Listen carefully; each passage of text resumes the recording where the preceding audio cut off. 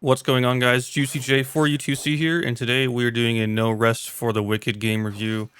I have played about 20 hours of this game over the past week. It released on April 18th, and I have thoroughly enjoyed my time, so we're going to talk about it today, and hopefully I can give you guys a good evaluation of whether you should be confident in your purchase of the game or not. So with that, let's get right into it. Developed by Moon Studios, who developed the Ori games, No Rest for the Wicked is a very unique blend of an action RPG, Souls-like platforming exploration, and that all creates a very interesting gameplay loop for this game. They specifically labeled this game as a precision action RPG, and I can only assume the precision keyword there is what ties in some of the more difficult mechanics this game has. When you begin your new game in No Rest for the Wicked, you have the opportunity to create your character. However, you don't get to customize anything that doesn't involve their head and their skin tone, so watch out for that. The options are limited, but since the game is top-down, you don't really see yourself in much detail anyway. Afterward, you are greeted with a cutscene setting up the story. Basically, you are one of many Sarim, a group of warriors who have sworn to protect the land from a horrible plague called a pestilence. Although the serum have good purpose, the general vibe people have towards you is quite negative. You will occasionally walk by people in the city and they'll say, "Oh, you're a serum, ooh, you're scary," things like that. But as you play, you do improve people's perception of you over time. As you exit character creation and the cutscene, you wake up aboard a ship headed towards the land of Sakura, a land suffering from the spreading plague and political chaos. After being shown to your room on the ship, you sleep until the ship is boarded, and you are able to exercise your supposedly OP warrior reputation. They teach you the combat basics, and I was pleasantly surprised to see that this game wasn't simply going to be a walk in the park. You wash up on the beach of Sakura, after which the world is open for you to explore as you make your way to the main city of Sacrament. The exploration captivated me instantly. There's tons of secret pathways, multi-level verticality, all the works. It adds a ton of depth to the exploration because you can't simply rely on traditional paths. You're able to climb up a couple fallen trees, you're able to climb some walls. There is a lot of stuff for you to explore in this game, so make sure you're keeping your eyes open. Don't just follow the road, don't just follow the dirt path. The in-game tutorials in No Rest for the Wicked are pop-ups on the right side of your screen. I felt these tutorials were successful in being clear about what they were trying to convey to you as a newbie, and oftentimes they were very helpful for combat or certain things like that. From a bit of exploration, you should find your first whisper, which is basically the Dark Souls equivalent of a bonfire.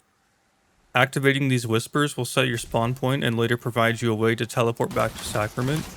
We will discuss these whispers more shortly, but we want to move on with the new player experience for a sec. After you explore and gain some confidence in the combat, you will arrive at what I would call the end of the new player experience in the form of your first boss. So you'll know when you're kind of done with the intro as soon as you reach that boss. There are a few things I wish I would have known before I started or realized sooner in my playthrough. I just wanted to list those things off for you guys as you play if you pick up the game. So number one, first, I will admit this is just maybe a me thing.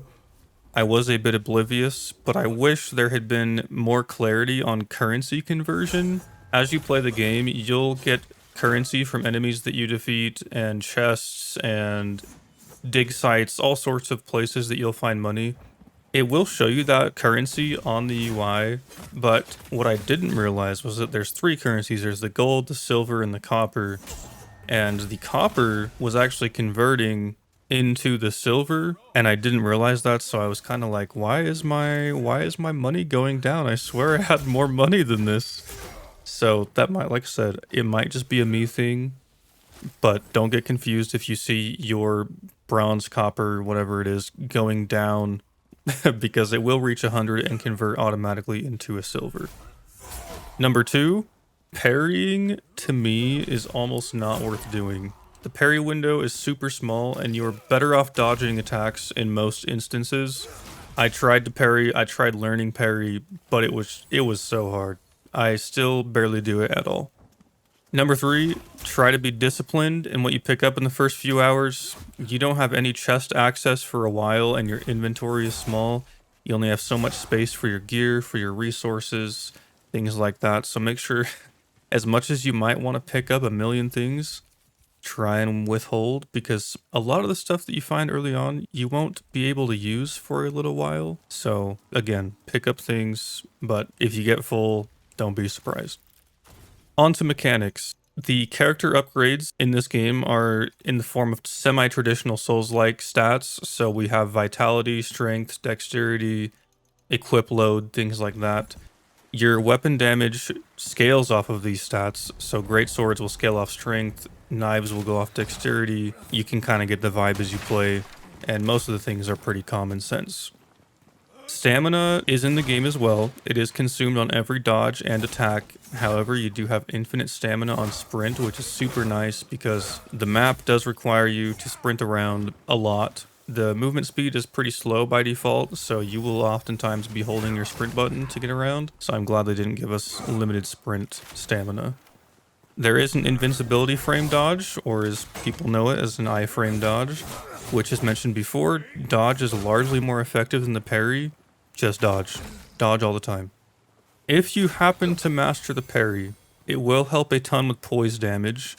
All enemies have a poise meter, and once maxed out, they will stagger and have a long recovery period. You can get a lot of damage in during this time, but again, it does require a lot of poise damage, which parry does do a ton. However, you are able to break their poise meter by just hitting them as well.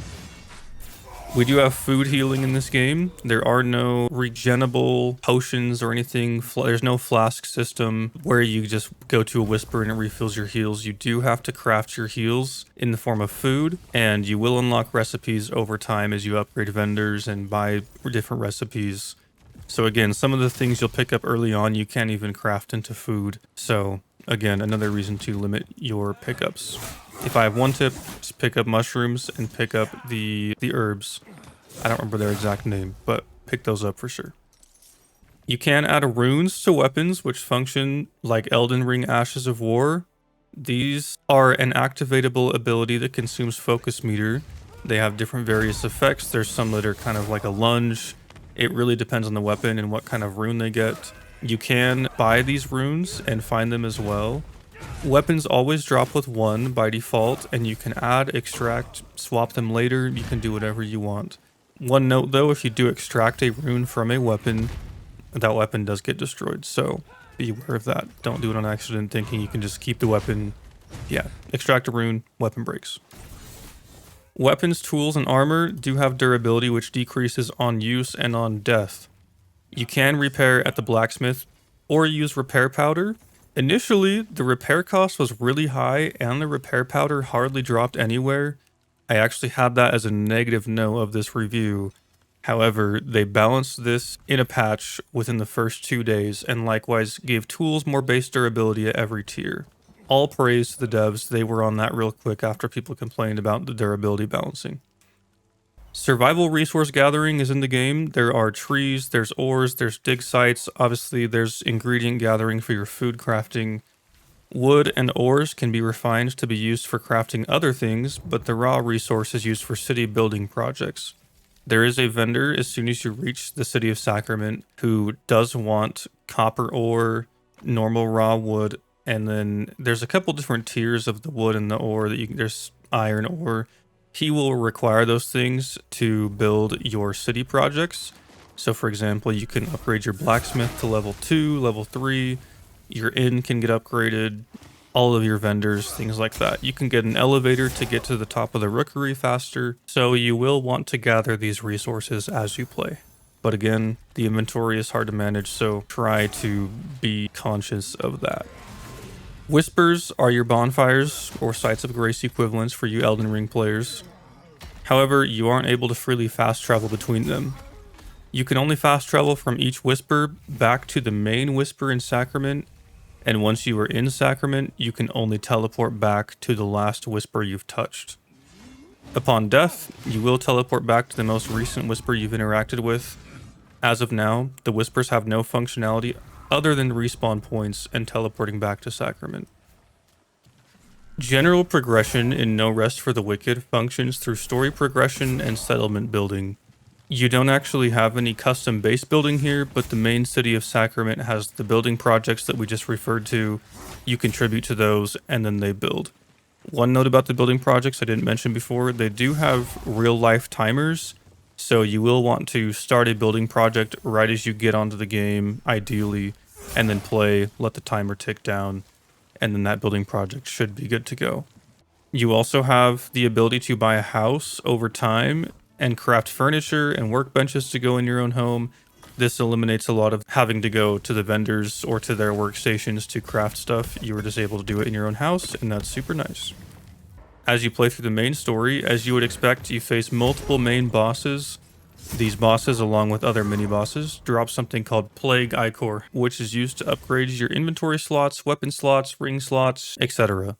As for currency, you will earn money from bounties, challenges, quests, and simply killing enemies.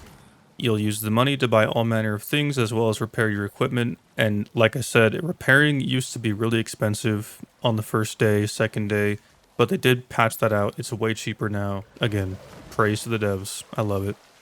As of right now, one thing to keep in mind if you are looking at this game, there is only Act 1 of the story available. However, once you finish, as far as the game allows you to go in the story, there is an endgame, quote-unquote endgame roguelike dungeon available. It is called the Serum Crucible. This will throw you into a random order of rooms to conquer before facing a final boss. I am level 22 as of this review and still haven't beaten an entire Crucible, although I've only faced the final boss one time. Max level is 30, so I've still got some stat upgrades to look forward to. Time for the juicy features, baby. As mentioned before, being able to own your own home is always a nice feature in a game in my opinion. It gives you more of a sense of coziness that you usually don't have in an ARPG like Diablo or otherwise. It just lets you have a home base, you're not just wandering around killing monsters. You know how it goes. Next, the combat is really fluid and feels super satisfying to master. Most ARPGs get a bit boring for me once they become spam every button every time you walk into a room, but No Rest for the Wicked removes that typical ARPG combat flow with a more precise, heavy combat system that rewards timing and strategy rather than button mashing. Taking inspiration from Dark Souls, when you die in No Rest for the Wicked, there is a consequence. However, there isn't a currency loss, but rather a durability loss. I know a lot of people complained about durability initially. In fact, it used to be a negative point of this review. However, durability was balanced, and I actually enjoy not losing XP or money to death like you do in Souls games. Durability is cheap to repair now, and for most of the early game, you are swapping armor and weapons often enough, it doesn't bug me much. The game is rather deep in its progression and economy, and I can see the potential for the future of the game because the core is very impressive. I love all the potential that this game has, and I think the potential I will count as a juicy feature for this review, since it is an early access game. Last note, the voice acting is incredible from every NPC I've talked to. The cutscenes are awesome. Again, the voice acting in the cutscenes is amazing. I love the art style of the game. Kind of reminds me of some Telltale, a couple other games as well. Can't think of them off the top of my head right now, but love the art style. As for the improvements that No Rest for the Wicked could make, my number one complaint about this entire game, and if you look at Steam reviews, it's kind of the same, it's the inventory. Almost everything about it isn't too great. You don't have enough space to hold things, you don't get access to a chest for far too long. Even when you do get access to the first community chest in the Rookery, it can still only hold items at their normal stack limit. I just want bigger stack limits in the inventory, and I think the chest should have unlimited stack limit. I don't know how much Moon Studios thinks that is OP, or if they don't want us to hoard, I have no idea.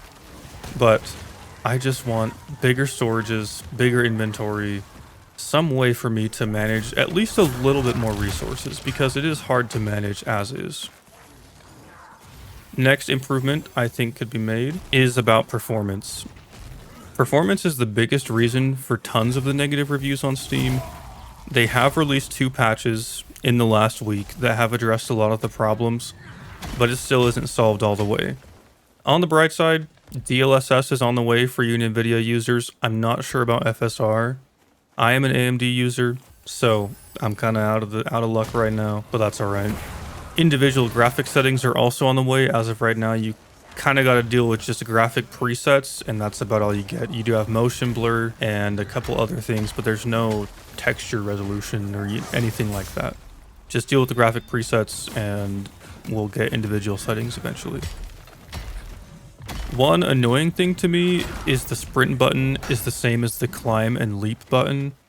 Too often will you be sprinting and happen to fling yourself off of an edge and die because your character decided, hey, guess what? You're sprinting, you're holding the button. I'm gonna vault the wall and fly off the edge. Woo, that's fun.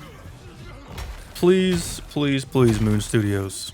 If there's any control scheme improvement that could be made, let us have 2 different buttons, or just simply stop jumps and climbs while we were holding sprint.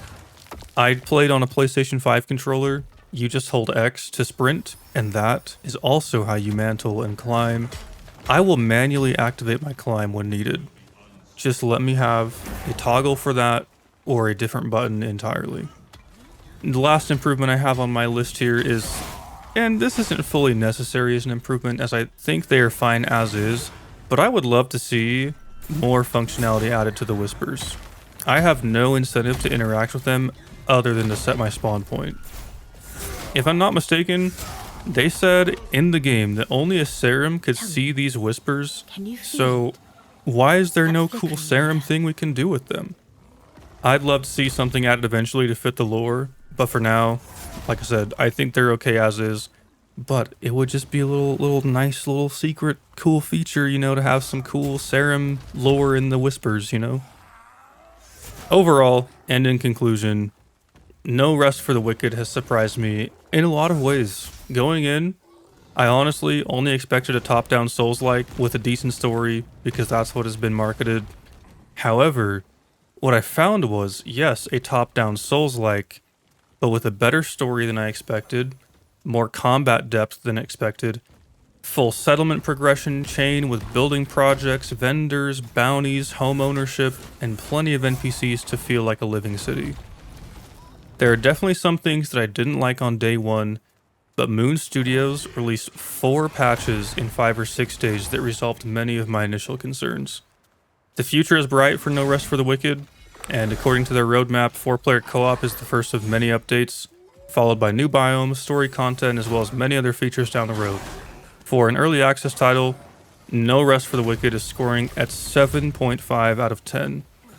I can see the potential, and the core of the game is solid, the score only being decreased by the steep price for the lack of story content at the moment. Of course, there's the performance issues, the inventory problems that you'll suffer from indefinitely if you like to pick everything up like me. However, if you want to enjoy an action RPG with a great story and incredible combat, please pick this up and support the game. The price will increase in full release whenever that happens, and yes, it's a bit expensive right now at $40 for how much there is to do, but the experience I've had playing this game has been very positive. So if you want to support Moon Studios in their new game, please pick it up. It's very fun. I am not sponsored by anybody. I just think the game is great and they deserve some love. So with that, No Rest for the Wicked, 7.5 out of 10. Go check it out if you guys want. Wishlist it on Steam. Show your interest. And we will be back with another review in the next 2 weeks, ideally, with Manor Lords releasing on Friday. So we will start recording that, and we will get a review out for that next. But for now, thank you guys for watching. Make sure to leave a like, subscribe if you haven't, drop a comment. It really helps me out, and I will see you guys in the next one. Peace.